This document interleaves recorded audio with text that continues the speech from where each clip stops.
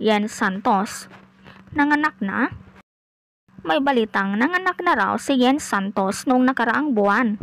Batay daw sa usap-usapan, noong nakaraang buwan pa nanganak ang aktres at ang ama raw sa kanyang baby ay ang ex-boyfriend na si Paulo Contis. Di umano'y ipapaalaga raw muna niya ang baby sa ina.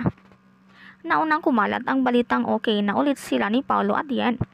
Bagamat hindi naman malinaw kung nagkabalikan ang dalawa, napansin ng netizens ang pag-unfollow ni Yen kay Paulo. Nakita sa kanyang following na wala siyang pinafollow kahit ni isa. Sa show ni na Chaps Manansala at Jobert Sukaldito, inamin ng ina ni Yen na siya ay kaibigan lang ni Paulo at never naging girlfriend.